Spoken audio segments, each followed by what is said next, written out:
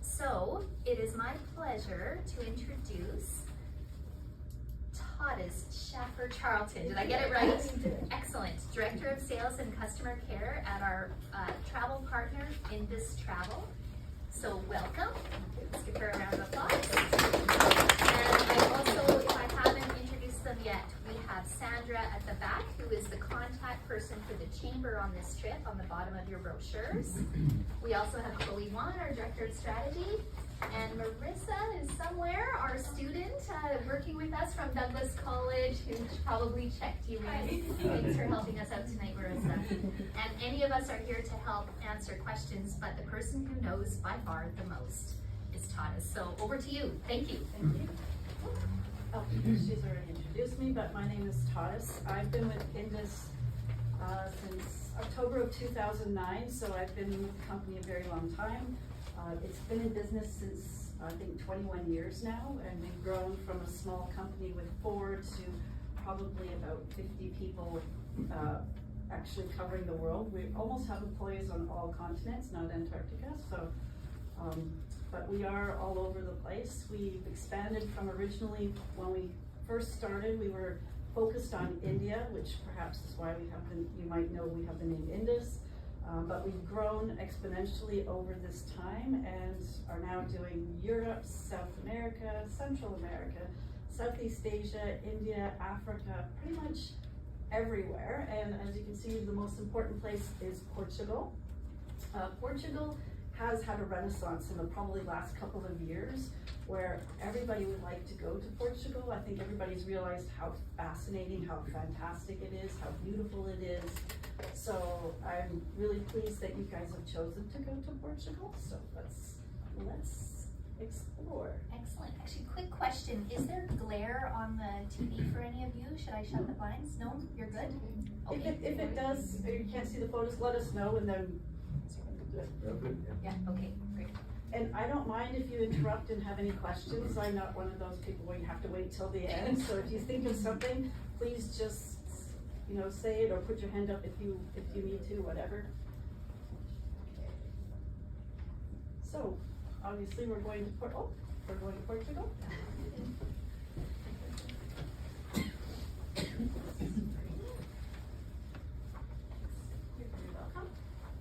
We just started, so you're in good timing. Sorry about that. That's okay. I was almost late too with traffic. So as I said, Indus Travels, we've been in business since 2001. We won many awards. We have an A+ rating with the Better Business Bureau. We have a lot of staff who's been with us for more than 10 years. A few newer ones, but mostly everybody's been around for quite some time. We're registered in the USA with the California Register of Travel, also with Consumer Protection British Columbia, and that's the arm of travel where you have to be registered. So if you're doing business in British Columbia in travel, you must be registered with them in order to be able to do business, not just have a business license. We do personalized marketing support. So as you can see, we're working with you guys. Okay. So the benefit of traveling with Indus and a tour operator when you travel is obviously safety. You have guidance, you have somebody who's putting it all together for you, and you have excellent costs because we're able to put it all together in a way so that we can minimize the expenses for you and you get to just enjoy the trip. We have local tour guides, so you can see some of the trips that we've already done for the different chambers. We do a lot of chamber groups. And about Portugal, so as you may have known, it is one of the westernmost countries in the continent of Europe, connected on 2 parts by Spain and then obviously the Atlantic Ocean. And this is your trip, and if anybody's not quite sure, it's $2,999, and if you want to have a single room, it's $599 extra. And I believe mostly with the chambers, you try to pair people up if they don't want to share. Is that what you will be doing this time? Yeah, it's up to you. So 2 people per room, it's $2,999 each, and that's including taxes and everything. Yeah. So if you want a room by yourself without a second person, it's the $599. extra. And if you want to be paired up with another single person, we can look into whether there's interest and help we can create a list for that for sure. Yeah, just let, when you're booking, when you book online, there'll be a spot to put a special request, and you can just put down willing to share, and then Natalia will know that you're interested, and then she'll put you on a list and try to pair you up with somebody else if there's anybody interested. It does help a little bit. So I know with COVID, sometimes people are not as comfortable sharing anymore, but if you want to save the $600, that's a great way to do it. And also, you have somebody to talk about the tours with at the end of the day, which is always quite nice. Automatically switched. So the tour lodging information. So you have a couple of nights in Lisbon at the beginning. You'll be staying at the Smai Hotel. In Coimbra, you'll be one night at the Trip. And in Porto, you have 2 nights at the Black Tulip. And again, back in Lisbon at the end, you have 2 nights back at the Smai Hotel. They are all nice 4-star hotels, so you can easily check them out online, or you can contact Natalia and she'll give you the links to them. And I think there's information when you go onto the link for the actual tour. You can see in the accommodation tab some photos and some information about the accommodation. So your package is going to include round trip airfare from, it says New Orleans, but I'm pretty sure you guys are here in Vancouver, but maybe you want to go out of New Orleans. I do have the flight information, which I can share with you after. I believe it's Air Canada, but I can give you the flight schedule. But with the video on, I don't want to change that at the moment, but afterwards I can let anybody know who'd like to know. Is it non-stop? No, there is no non-stop from Vancouver to Lisbon, unfortunately. There is from Toronto, but I always find it's better to fly over the pole and connect through Europe somewhere if you can. But yeah, we're kind of stuck when we're here in Vancouver, where we don't have as many direct flights as the East Coast does. That's where they're lucky. We're lucky by living there. Have to give up something. Daily breakfast is included. The group arrival and departure transfers. So if there's somebody who, oh yes sir. Where is the stopover and for how long? I have to check. I can let you know at the end. I just have the video on, so I can't. If I flip, I think I lose Drew. Arrival, departure transfers as a group are included. If anybody wants to travel just land only because they want to use points or something, that's something you can talk to Natalia about. And then if it's a different flight schedule, she can let you know what the transfer costs would be for picking you up separately from the airport and taking you back to the airport. So not impossible, but something to think about. Obviously you are a private group, so you will not be sharing your transport within Portugal with anybody else. Entrance fees and sightseeing as per the itinerary are also included. And you'll have an English speaking guide who also speaks Portuguese. Air taxes and fuel surcharges are included. One thing to note, we don't have to pay GST on international travel. It's only the flights, and that's already incorporated in the flight costs from the airlines. Oh, one thing I should tell you that's not included is obviously items of a personal nature, tips and gratuities to your guides and your drivers, luggage fees. Those can vary depending on the weight of your luggage. Travel insurance, it's highly recommended that you do purchase travel insurance if you don't already have it, because you just never know what's going to happen. And once you made a deposit, it's non-refundable, as is your final payment. So if you have a non-medical package or a comprehensive package, that will give you cancellation coverage. Obviously, it only covers you for the insurable reasons, and I think there's usually about 42 with most insurance providers. But it's just a good idea to have. You just never know when you're going to need it. So I've had clients who've gone on a step stool to get their luggage out to pack for the trip, and she fell and broke her ribs, and of course could not take the trip. So she had no intentions of not going on the trip, but it was good she had the insurance because she was able to get reimbursed for the trip. And obviously medical is important to have. We don't want you to have any problems when you're on your trip, but if something does happen, it's good to know that you have coverage so you don't have to pay out of pocket.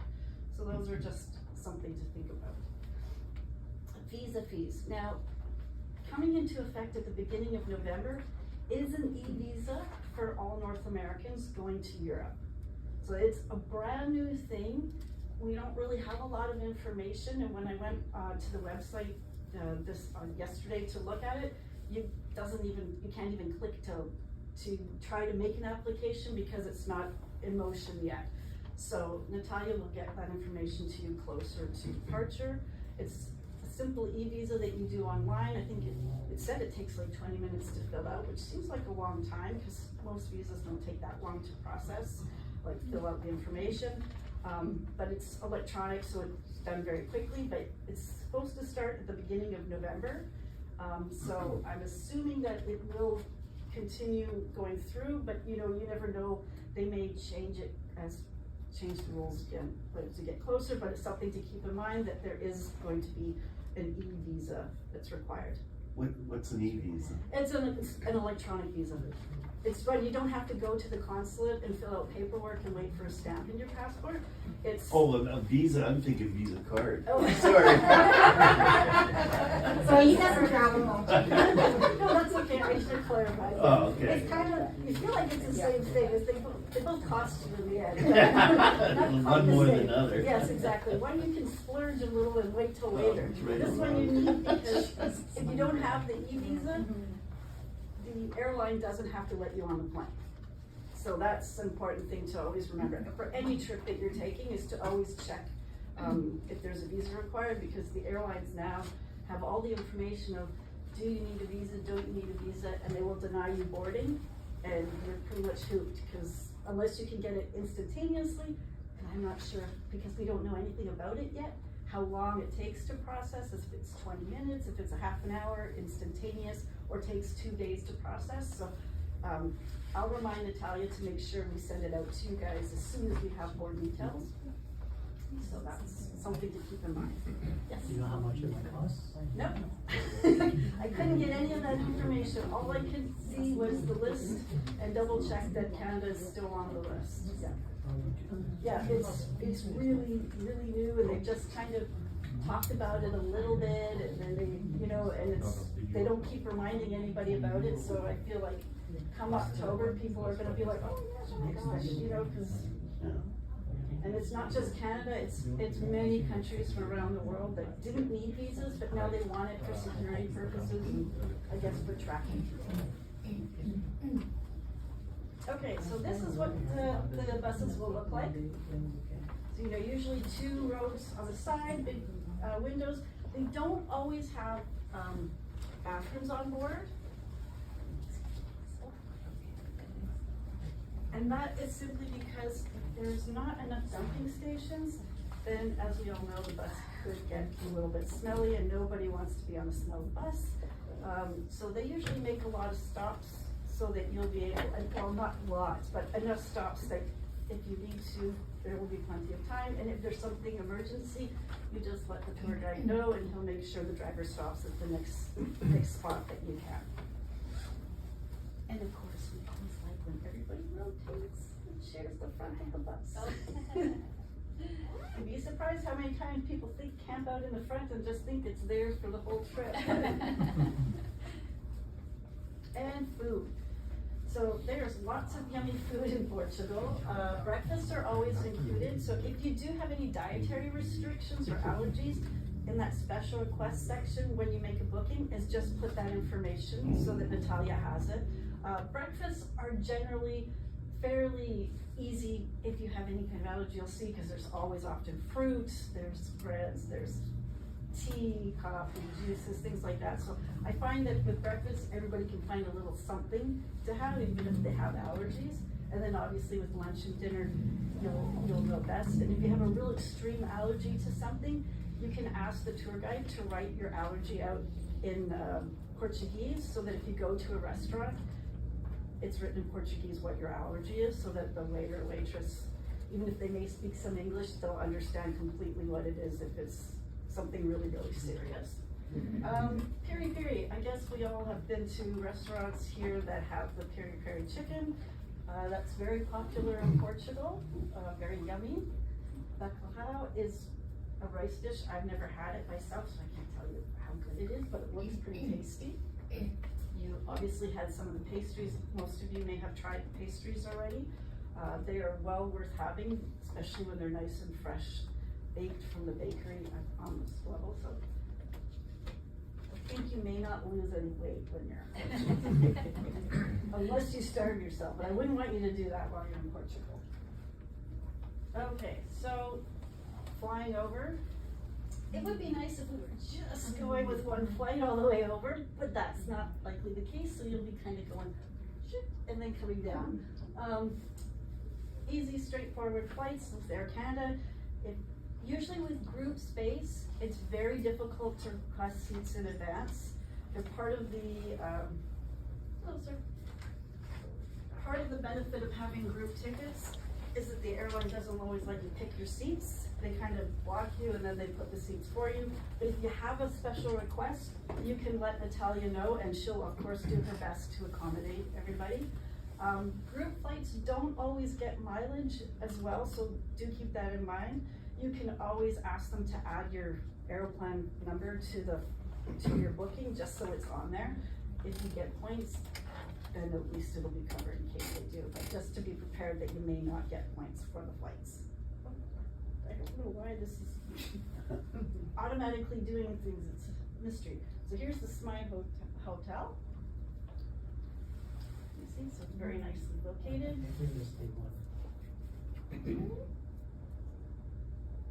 Nope, that would do one, but yes. So day 2 is your arrival day in Lisbon. It is the arrival day, so you don't have to worry about straight away going out and doing any sightseeing. We know that people are usually a little bit tired after a long flight, so that's your day for relaxing because after that you'll be busy. And back we are with the Lisbon Hotel. It's very nice, kind of, I feel like it's kind of like that IKEA furniture inside, very kind of modern, you know, clean lines. I don't have any problem with it. And day 3, you have a city tour. You're going to visit the Ribeiro Market. You'll visit the Monastery de Jerónimos. You will have, it's probably going to be about a half-day tour. So usually half-day tours range from 3 to 4 hours, and then you'll have the afternoon free when you're in Lisbon. So I think you'll get a little bit of you'll get an idea of what is in Lisbon and your morning tour, so that you have the afternoon free, and then at the end you have a full day free as well in Lisbon. So if you want to take just a little peek at this itinerary, you will notice that there's a list of optional tours. So it's listening to me. So you'll see the first one is a full day tour. Obviously you already have a half day tour, so this one I would save for the end of your trip when you have your last day. They do offer a half day version as well that you can do in the afternoon. It starts, I think, usually around 2 o'clock. And that's gonna take you to Sintra, Cascais, and Estoril. So you can theoretically get out to the very tip of the western coast of the continent of Europe on this excursion. It's very nice. The towns are very, very quaint. So if you're wanting to get out of Lisbon and don't want to just have free time to putter around, this is a great tour to do. If you're into biking but you don't necessarily want to do the pedaling, there is the electric bike tour that you can do. Makes it easy because Lisbon is a little bit hilly, so for me that would be perfect. The Fado show is in the evening, and that's music, the Fado music, so you can do that one. So you can do more than one at the same time. And there's a nice boat ride as well in Lisbon that you can do. And if you're a foodie, then we've got the gastronomical and cultural tour. And you may notice that it almost seems like there's a few tours that are duplicated in the optional tours. But what it is some of them, the prices are different because they include transfers, whereas the other ones, the first round doesn't include transfers. So you just make your own way to the start point, or you pay a little bit more and you have your transfers included, where they'll pick you up from the hotel and take you to the beginning of the tour, and they'll bring you back at the end of the tour. So that's just something to keep in mind.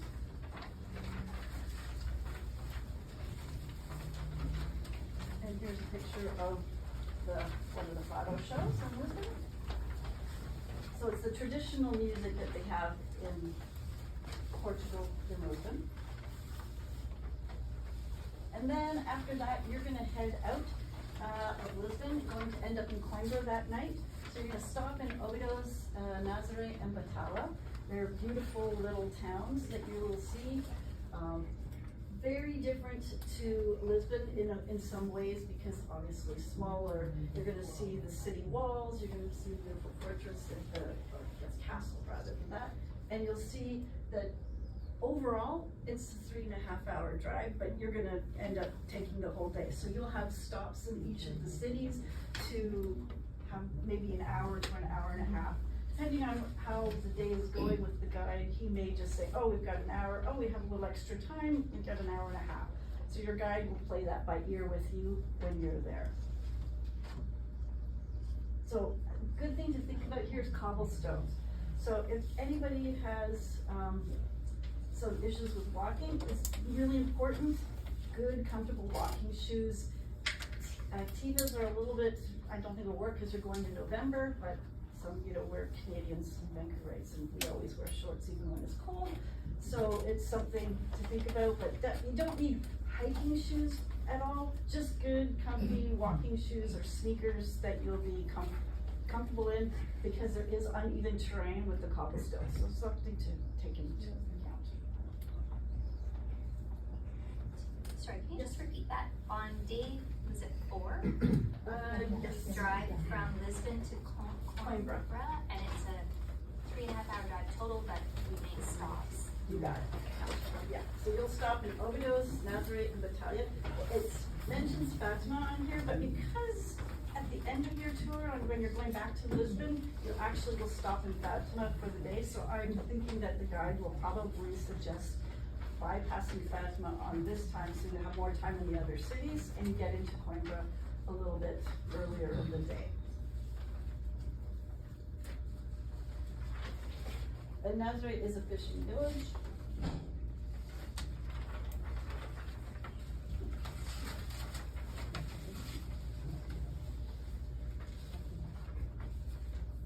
This is Fatima, so it's giving you all the pictures, but you're gonna really, I think, spend more of your time at the end in Fatima.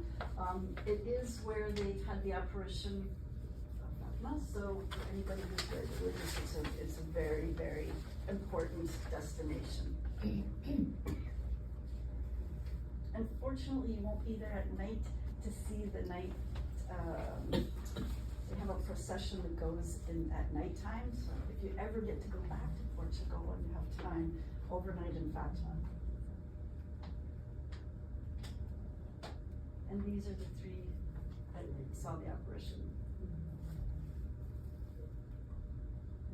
This will be your hotel when you stay that night in Coimbra.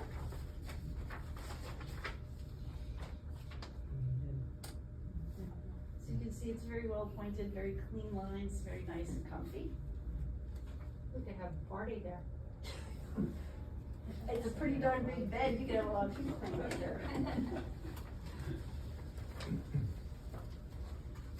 Nice clean, nice lobbies.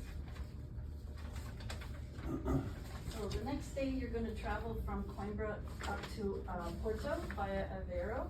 So this is, again, not a very long drive in the whole scheme of things, you're just under 2 hours. However, you will stop in Coimbra, you will also have the morning, you'll stop in Aveiro, but you'll have the morning in Coimbra. Coimbra is the first university town in Portugal, and probably one of the oldest in actually Western Europe.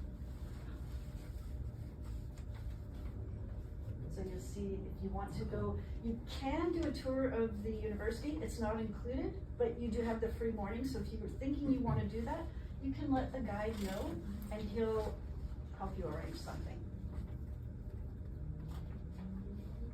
These, I think the old universities in Europe are just so fascinating, like when you go to Dublin, and you see the university, the libraries are just so incredible. I mean, that looks like a palace.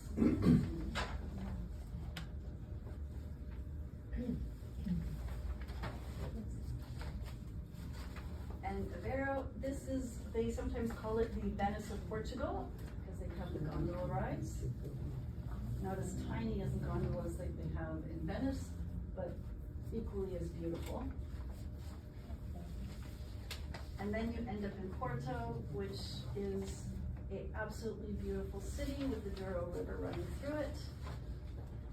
A lot of people, there is a beautiful Douro cruise. I think it's a 7-day cruise that you can do that just travels the Douro River. If you get to the taste for Portugal and want to go back, that's something to consider. So you'll be staying at the Central Park Hotel in Porto. Gets excellent reviews.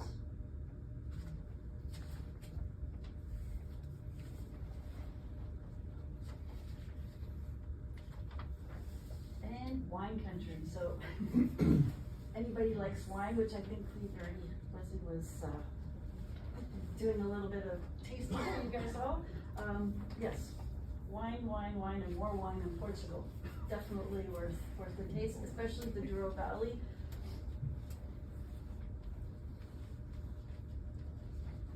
And then you're gonna have a day in Porto, a full day in Porto. You'll have a morning panoramic city tour. Again, probably about 3-4 hours depending on traffic. And then you'll have a free afternoon. Now, I think there are some optional tours available in Porto. So I'm going to show you, I think we have a picture of what the tuk-tuk looks like. They're great. There. So it's a little bit more, I would say more modern and not as scary looking as the ones that they have in Thailand. So this is a great way to take a little tour. We have lots of clients that like to do this tour. So it's fun. So you can see there's that option. There's, if you're a foodie, there's a walking food tour available when you're eating. And there's also a fado and folklore dinner combination that they have in Porto. And again, you'll see that it almost looks like they're duplicated. One is without transfers and one is with transfers. So it just depends on how adventurous you are. If you want to make your own way to the starting point, or you prefer to have somebody pick you up from the hotel and then bring you back to the hotel. And then coming back, this is nearing the end of your wonderful trip. You'll be going from Porto to Fatima, back to Lisbon. Again, that's about a 3.5-hour drive. Again, with the stop in Fatima, so you'll have much more time in Fatima on this day because you'll get there earlier in the day and you'll just go later in the afternoon back to Lisbon. Do you know how long stay in the Fatima? It'll all depend, you know what, on your tour guide and your driver. That's always the state because the driver knows the traffic, he knows what's happening with the routes, if there's any construction or anything. So he usually is the one who will guide the day's activities and how you have to travel. You probably will have maybe 2 or 3 hours in Fatima. And also day 4, the Fatima stay? That one, I suspect that you won't actually stop in Fatima because you have this time. It would be better spent to have more free time in the other cities and get to Coimbra a little bit earlier than to stop there, especially because you're stopping on the way back. If you weren't stopping on the way back, absolutely you would need to stop. But because you have a few hours the last day, it makes more sense to spend the extra time in the other cities that you'll be visiting. And you can see the church.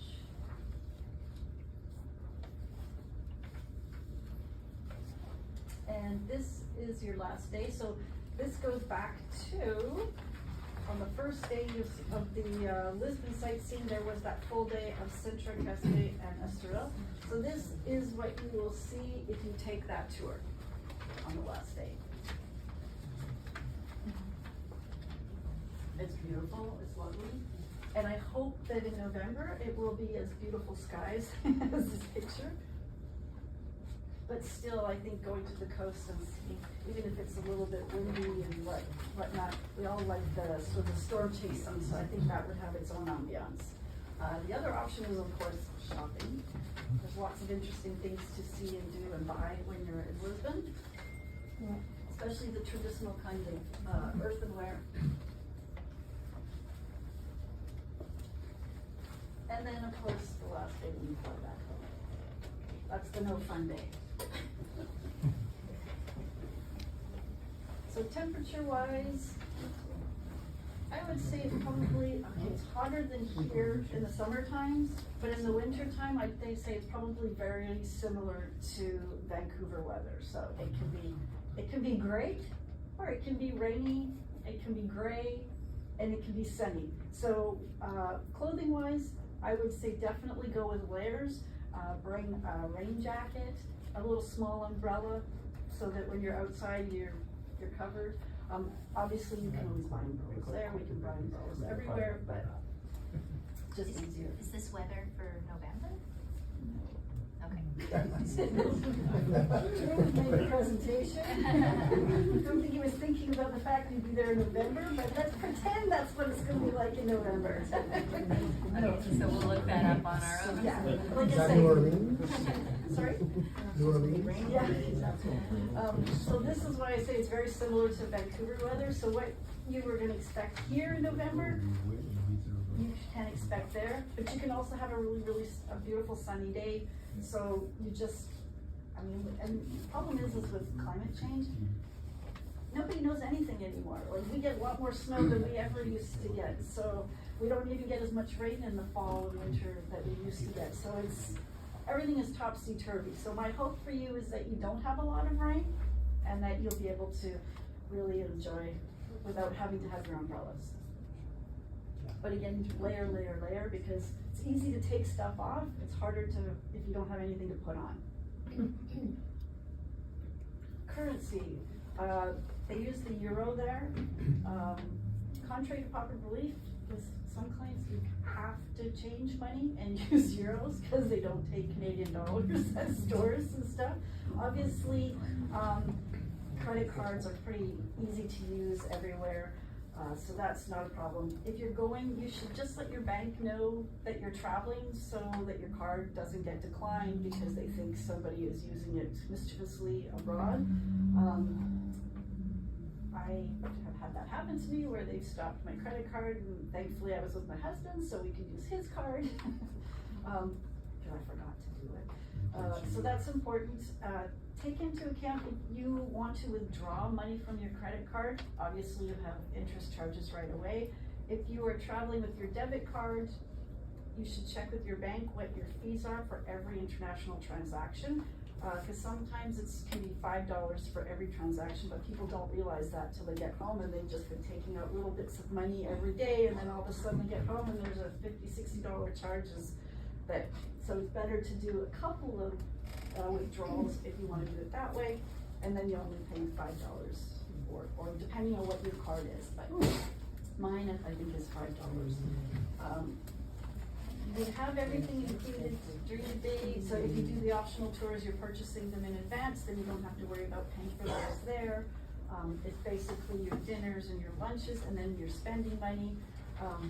And obviously most restaurants, unless you're going to a little tiny mom and pop place, you probably can use credit cards. And the reality is now they have all those little things that they can attach to like your iPhone, and they can swipe your card or tap your card now pretty much. Even in the markets, when you say, oh, I don't have any cash, they're like, no problem. So there's no way to get around it anymore, whereas before it was much more difficult. So that's, you know, it's pretty easy to spend money if you want to. Food, so this is just to give you an idea of costs. Like Vancouver, you can spend as little money you want for lunch to as much as you want for lunch, and the same goes with dinner. So depending on what kind of restaurant you're eating at is how much you're going to spend. But average about 10 euros. Things cost surprisingly in Portugal a little bit less. My husband was just there in February, and he was taking pictures of his food, and I was like, oh my gosh, what did that cost you? And he was like 12 euros. So food is less expensive, but you know, you just have to keep in mind where you're going to eat and how much it will cost. So again, and I think wine, things like that are all quite inexpensive compared to here. You pay here $9 for a glass of wine, probably. That's sort of on the low end. And the ferry, maybe you pay €4 or €5, so it works out to be a little bit cheaper, and obviously very, very tasty regardless. So just to keep that in mind when you're thinking about budgeting. Obviously, these are in euros, so you have to think of the exchange rate a little bit if you're thinking about how much money you wanna bring. And cappuccino for all the coffee lovers is about €2. So I think that was $3.50. Still cheaper than here, I think. And a beer, most important for many people, €1.80. So that's like a little over $2. Like crazy. Love it. Sorry? Somebody said they loved it? I can afford that. Yeah, absolutely. And of course, again, passports and visas, I had talked already about the visas that you need. So there is the link, so we'll get Natalia to send that out to everybody a little bit closer, because you don't have to worry about it right now. Passports, if you're going on the trip, go home, open your passport, check the expiry date, because you need a minimum of 6 months from the date that you return from your trip on your passport. Because in the past, everything was not electronic, so it used to be the people at the counter had to check and kind of manually figure out, oh, is it 6 months? So you can get away with 5.5 months, you might even get away with 5 months. But now, because they swipe the passports, everything is electronic, it'll pop up right on their screen if your passport is not gonna be valid, and you can, and you will probably be denied boarding. It's happened to clients when we've told them, oh, your passport's 5.5 months, like, you need to get it, and they're like, oh, it'll be fine, and they didn't wanna listen, and they didn't get on their trip. So, so please go home, open it up, because now you have time to go and get it done, because we all know that the passport offices are taking quite a bit longer than normal to renew passports. Mine expires in February, so I realized I need to go and get mine done. There's no major health concerns for going, obviously, to Europe or to Portugal with regards to any major diseases there, or that you need to be vaccinated for anything. Of course, one should always, when you're traveling, probably look at being vaccinated for hepatitis A and B, your tetanus, diphtheria, all your booster shots should always be up to date. And those are just, regardless of where you travel or where you live, you should make sure you're up to date. Electricity, it is different, it's 220. So if you are traveling with your iPhone, or I even think with the Google phone or whatever, you can plug those in directly without needing to have a converter, because it's already built into the phones. Same with the laptops. You know, if you have a brand newer laptop, that's usually the case. If you are traveling with a hair dryer or curling iron or anything like that, because I know a lot of times people are very specific about their hair dryers, make sure it has the conversion rate, or you need to have a converter with you, otherwise you will blow up your hair dryer. They use this one, so you probably want to buy an adapter, and you can buy them pretty much on Amazon. You can order it, and they're usually come in a box, and I have one, and it has all the different plugs, so you just sort of slide a button and the right plug comes out for whatever you need, and then you plug your phone, plug into that one that plugs into there. So it's just important to remember 220. Phones are fine, hair dryers, all those things are older electronics, do require the converters, so keep that in mind. And luggage. So fees may vary, let's see here, usually it's one piece of check luggage and one carry-on is allowed. I just came back from Korea and I saw lots of people with a whole lot of carry-on, which looked awfully big for carry-on, but you know, my rule of thumb when I travel is if I can't lift it, then I can't take it. Because you just never know if the elevator's not going to be working or something, and if there's a whole group of you traveling, the gentleman at the hotel cannot carry everybody's piece of luggage to their room up flights of stairs, so that's worst case scenario, of course. but, try to start. I always think if you start with like 15 kilos, and maybe that seems like not a lot for some people, but if you only get up to 23 and you're planning on doing a little bit of shopping, you need a little empty space in your bag. Because you want to bring it home. Because the airlines, when you're over 23 kilos, they charge like a lot of money per kilo extra. So we don't want you to, you know, usually if you're 1 or 2 kilos, maybe they'll be nice, or they'll expect, you know, or you're just gonna have to take stuff out of your bag and carry it with you. So do keep that in mind. Tipping. So obviously the drivers and the guides are not, tipping is not included. So if you're in a, if you, $10 a day is a lot if you're in a group. If you're not in a group, you would pay $10 if you're having a private guide. Usually when there is a full group of you, you can do anywhere from $5 to $7, $8 per person tip for the guides, and then we usually say about half of that for the driver. You can pay in euros or US. Canadian currency, it's not as popular as the US dollar, so obviously you're not going to travel with US dollar, so it's always better to tip than in euros if you can. And in restaurants and cafes, if the tip, so always check your receipt to just check if the tip has been included, because sometimes they do that and we as tourists don't think about that because we're so used to having to tip on top that then they get a double tip. So just always check, and then there you can add 8 to 10%.